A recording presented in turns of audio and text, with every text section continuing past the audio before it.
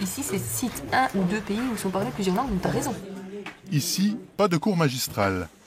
Le programme est affiché au tableau et chaque élève choisit son atelier. Pour ce cours de géographie, Maxime a choisi un jeu pédagogique pour apprendre à classer les villes sur une carte.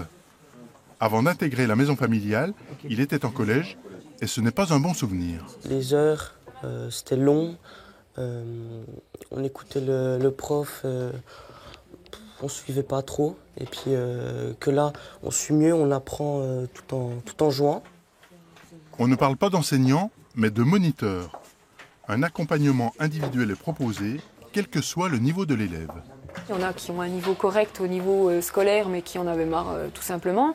Il y en a qui ont des grosses difficultés, qui étaient déscolarisés, donc qui ont des grosses difficultés. Donc on ne peut pas proposer la même chose à tout le monde. Donc c'est pour ça qu'il y a des fiches de différents niveaux aussi. Ils avancent à leur rythme, ils ont un minimum à faire pour avancer. Une formation en alternance, une semaine de cours et 15 jours de stage. Comment s'est passée la quinzaine en stage? Alors, ça s'est très bien passé.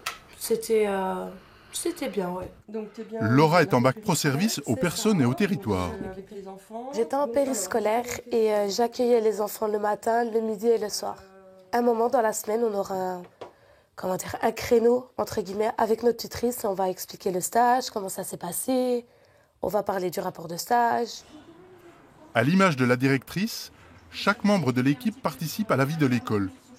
On devrait plutôt parler ici de maison, dans laquelle tous les élèves sont pensionnaires. On est à l'écoute des jeunes, pas seulement dans la salle de classe. On partage aussi avec eux les temps de veillée, de repas. On est avec eux aussi dès le petit déjeuner. On partage le petit déjeuner avec eux.